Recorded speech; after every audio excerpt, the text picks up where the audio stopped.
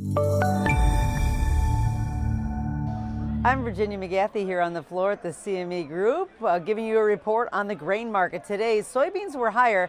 They really started out and rallied, was much higher than it actually closed, only up a couple of cents. But there was oversold conditions really brought in some buyers, and it seems that the market still has concerns about China and the trade wars, that China will weaponize the soybean market and perhaps add tariffs to it, which would make it very difficult for us to really get the exports going, and that could put a kibosh on that and kind of leave us with a lot of supplies. You know, perhaps that we're beginning to consolidate a little bit because the market has really kind of taken a plummet here, and I guess that the real support level is about the $10.18 level, so we're watching that really closely. But also the weather in Argentina has not really improved that much, and it seems like we're already too late, beyond the point of no return.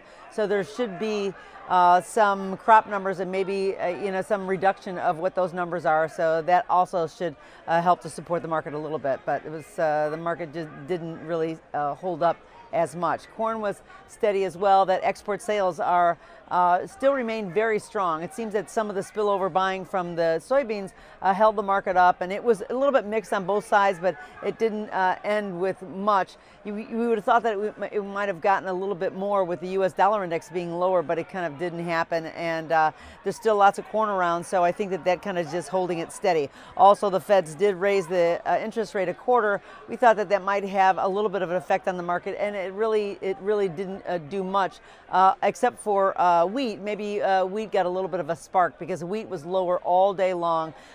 Technically, it was oversold and it was still falling. It seems that there's that steady downturn since March 1st. Just had it, looking pretty bleak for a while there. But right before the close, it got a little head of steam. We found some real buying, and the market started to rally back, and it closed very strong for a day like today, where there was much lackluster trade.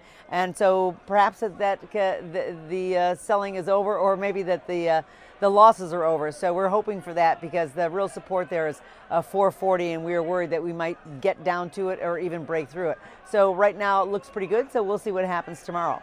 That's all from the floor at the CME Group here in Chicago. I'm Virginia McGathey.